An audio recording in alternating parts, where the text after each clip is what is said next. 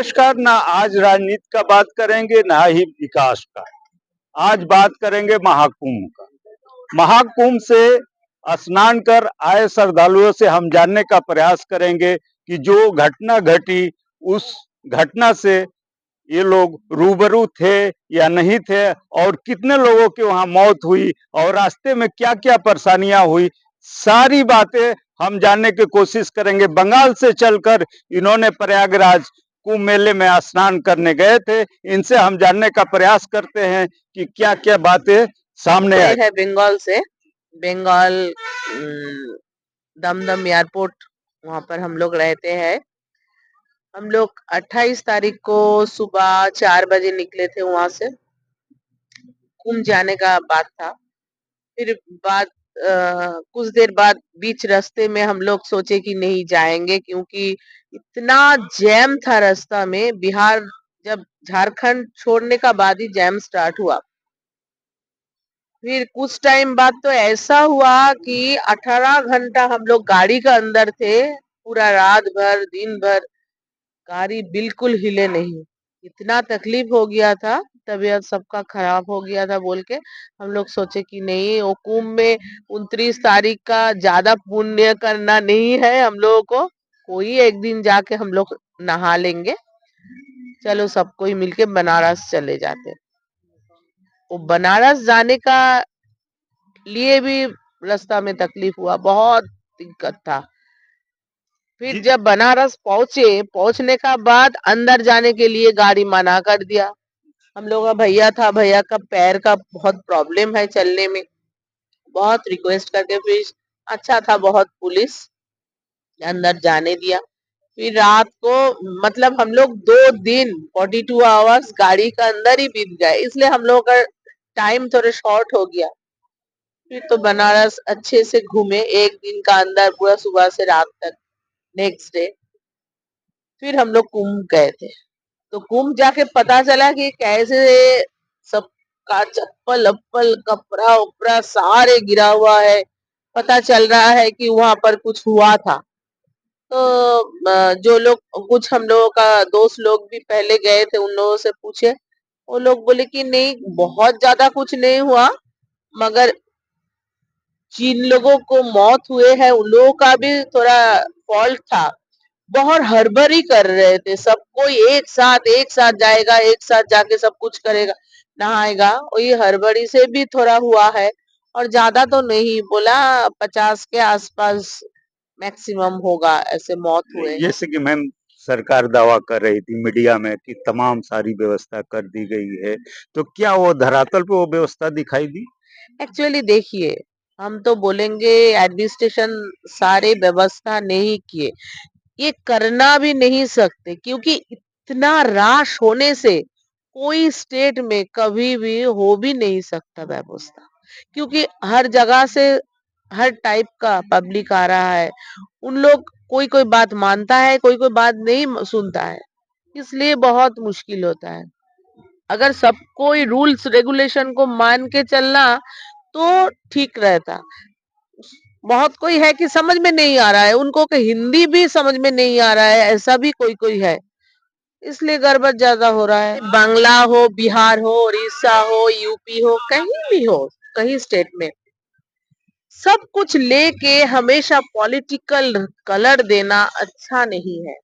क्योंकि देखिए, कांग्रेस वालों का भी जो भगवान है, वो ममता दीदी का भी वही भगवान है, योगी राज का भी वही भगवान है, सौपा का भी वही भगवान। ये सब कुछ लेके हर चीज में हम लोगों का इंडिया का जो पॉलिटिकल कलर देना, इसलिए इंडिया बहुत पीछे जा रहा है। आप लोग छोड़िए, अगर कहीं कोई हादसा हुआ है, कुछ हुआ है, आइए सब मिलके उसको कैसे वो ना हो सके, सब कोई हेल्प कर सके, क्या होने से क्या अच्छा हो सकते, इस पे थोड़ा ध्यान दे। सब सबका पीछे हमेशा, ये नीतीश का पीछे योगी पड़ेंगे, योगी का पीछे नीतीश पड़ेंगे, ममता का पीछे मोदी पड़ेंगे। ये सब छोड़ दीजिए प्लीज।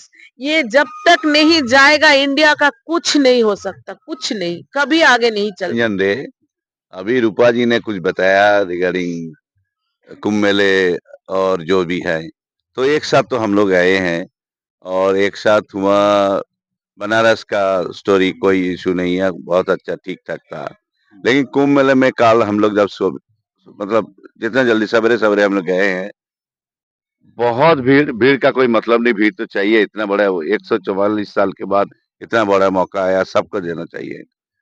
लेकिन मेरा कहने का मतलब जो संगम स्थल का जो जैसे सिचुएशन है, वो ये हालत तो रहेगा ही, और थोड़ा सुधर सकता था, लेकिन जहां से पार्किंग से वो एरिया जाने का बहुत ही दिक्कत है। बस सर्विस है, लेकिन इतना पोल्यूशन, इतना धूल रास्ते में, और बाकी सब मतलब बहुत आदमी उसमें परेशान हो रहा है, तो वो थोड़ा ठीक होना चाहिए। उसके बाद हम लोग गए अयोध्या में, वही मान लीजिए लगभग 150 किलोमीटर रास्ता हम लोग को 8 घंटा लगा। हम अब पिछला वाला नहीं बोल रहे हैं क्योंकि ऑलरेडी बोल चुके हैं। कुंभ से अयोध्या इतना टाइम लगा, कल रात को गया, आज सवेरे सवेरे मंदिर गए। दुख लगा देख के, इसीलिए इतना बड़ा उद्घाटन करके, इतना बड़ा मंदिर, लेकिन वो अभी लगता है 10% भी कम नहीं हुआ। चारों तरफ 200-300 आदमी काम कर रहे हैं, धूल धूल चारों तरफ, मतलब मन खराब लगा। अंदर जाके रामलला को देख के खुशी है, वो ठीक बात है, लेकिन इतना आदमी इतना दूर से इतना अरमान लेके जा रहे हैं, लेकिन वो कम से कम 2-3 महीना अगर बंद करके मंदिर को बराबर करके दे, ये वर्ल्ड का एक इस तरह सिचुएशन बना, और हेरिटेज है एक, वहाँ ट्रैफिक कंट्रोल बिल्कुल बेकार है, करना पड़ता, इतना रुकने का जरूरत ही नहीं है। वो करके करिए, मेरा भाभी साथ में है, इनका पैर टूट गया उसका वजह से, इतना चल चल चल के, भैया को लेके नहीं गया, उनका पैर में प्रॉब्लम था। तो यही है, थोड़ा सा अगर अयोध्या का ऊपर गवर्नमेंट थोड़ा ध्यान दे तो अच्छा लगेगा। बाकी कुंभ तो ऐसे चलते रहेगा। हाँ, जैसे हम लोग अभी भी आ रहे हैं, रास्ते में इतना भीड़ है, रुकना पड़ा मजबूरन। हम लोग आज बोध गया जाने वाले थे, बोध गया का रास्ता हम लोग शॉर्टकट करके यहाँ रुक रहे हैं, कल बोध गया करके। सवाल यहाँ ये है कि जिस तरह का हादसा हुआ कुंभ में, तो कुछ नेता बयान देते हैं, छोटी घटनाएं होती रहती है, इसको आप कैसे देखते हैं?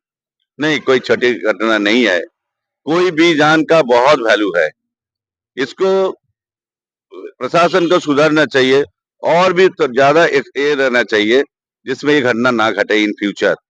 और नहीं, सबसे बड़ी बात है कि देखिए, ये तो तीर्थ यात्रा है सबके लिए, और इसमें ज्यादा से ज्यादा बुढ़ा बुढ़ी लोग, मतलब उम्र वाले आते हैं, तो वो लोग तो ज्यादा ही चल नहीं पाते हैं। उन लोगों का तरफ थोड़ा ध्यान देना चाहिए कि थोड़ा तो ऐसा होना चाहिए कि वो लोग कैसे जाए, अंदर कैसे घुसे, कैसे निकले, ये देखना चाहिए प्रशासन के लिए। क्योंकि यहाँ तो टीनेजर नहीं आएंगे कि टीनेजर लोग आए हैं, दौड़ के भाग के गए, दौड़ भाग के निकले, ऐसे तो नहीं है ना। इसलिए इन उम्र हो गया जिन लोगों का, उन लोगों का तरफ थोड़ा ध्यान देना चाहिए। जो है बंगाल से आई है, बंगाल, बिहार, उत्तर प्रदेश, 3 स्टेट के आपने यात्रा किया, तो तीनों स्टेट में किस स्टेट का कानून व्यवस्था आपको अच्छा लगा? कानून व्यवस्था तो ठीक है, लेकिन और ज्यादा यहाँ पे होने तो अच्छा होता है, और ज्यादा।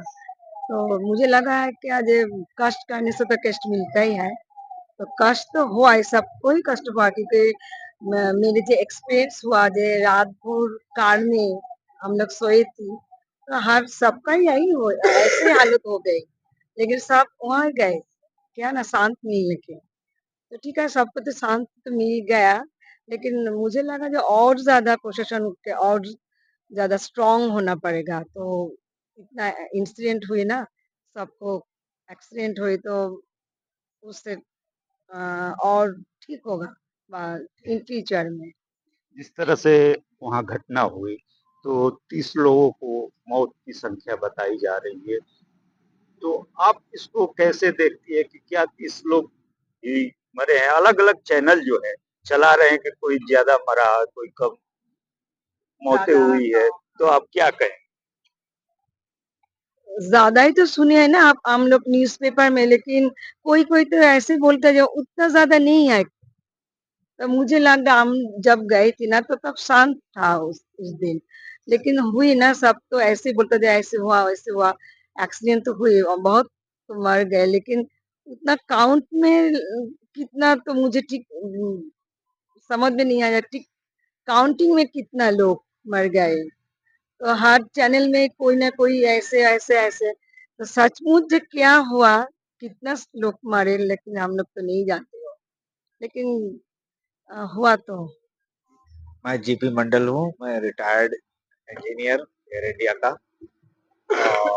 और मेरा मन में ऐसा अचानक आया कि हम आएंगे नहाएंगे, बावजूद कि मेरा पैर में तकलीफ है, लेकिन ये मौका मैं छोड़ना नहीं चाहता था। लेकिन क्या है कि जब आए वाराणसी से 165 किलोमीटर पहले हम लोग को रुकवा दिया गया अचानक। अचानक और गाड़ी हम लोग को पता नहीं चल रहा है कि गाड़ी किस लिए ठप है।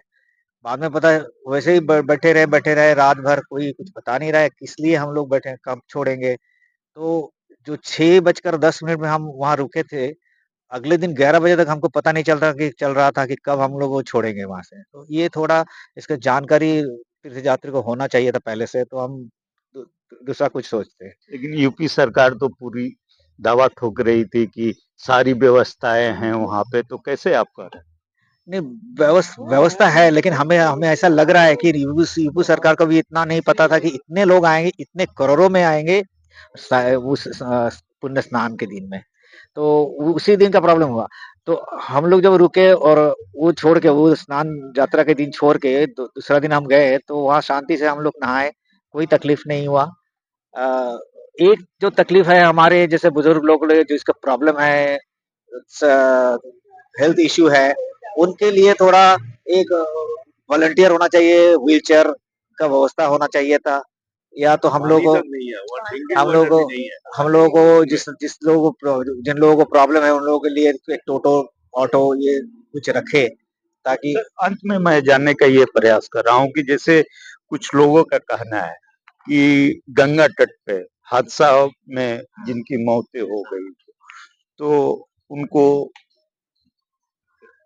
नहीं, देखिए वो इस तरह का मृत्यु हम किसी को भी अच्छा ऐसा नहीं लगेगा कि हम पुण्य कमाने के लिए हम अपना जान दे दें। तो वहाँ हम जब गए, बोट क्लब तो उस तरफ था, इस तरफ से भी बोटिंग हो रहा था वहाँ जाने के लिए। और पूरे बिखरे हुए थे, चप्पल वप्पल सब गिरा हुआ था हजारों में। तो ऐसा हमने पूछा लोगों को कि किस तरह हुआ, कैसे हुआ। तो वो कहते हैं कि एक छोटा सा स्टोव जो गैस स्टोव, उसके ऊपर से गैस बर्नर होता है, उसी में खाना कोई पका रहे थे, तो वो बस्ट हो गया। तो अचानक बस्ट होने से वो कहते हैं कि ये बम ब्लास्ट हो गया। तो हड़बड़ी मच गई, उसी में भगदड़ हो गई उसी में भगदड़ हो गई। ये हमें को जानकारी मिली है वहाँ। वहां पे। हाँ, और लेकिन लोग नहीं लगा ये एक्सीडेंट ही है। जो अगर हुआ होगा गैस स्टोव की वजह से, तो एक्सीडेंट ही हुआ होगा, क्योंकि वहाँ करोड़ों में लोग गए पहुंचे वहां उस दिन। तो कौन क्या किसमें खाना बना रहे हैं, कौन सा क्या उसका क्या ये है, स्टोव का इंटीग्रिटी, टेक्निकल प्रॉब्लम हो ही सकता है। लेकिन जब वहां हम उतरे किसी तरह, पानी में पानी में गए, तो हमको लगा सब कष्ट दूर हो। एक चीज और जानने का प्रयास करूंगा कि जैसे आप सेंट्रल गवर्नमेंट में अप्लाई भी रह चुके हैं, तो मैं ये जानने का प्रयास कर रहा हूँ कि जो आंकड़ा मौत की दिखाई जा रही है 30 लोगों, कहाँ तक सत्य है? आप वहां से रिटर्न आ रहे हैं। वहां से हम लोगों ने पूछा कि क्या हुआ, कितने लोगों को हुआ। बोला एक एम्बुलेंस में भर के पोस्टमार्टम के लिए ले गए, उसमें करीब 15 लोग थे। कह रहे हैं 15 लोग, ज्यादा से ज्यादा 20 लोग हो सकते हैं, कोई कह रहा है 50, लेकिन उससे ज्यादा नहीं, हजारों में नहीं, हजारों में नहीं। कोई कहता है कि 15 नहीं होगा, ज्यादा होगा, लेकिन एक एम्बुलेंस में कितने डेड बॉडी भरेंगे, एक ही एम्बुलेंस में ले गया।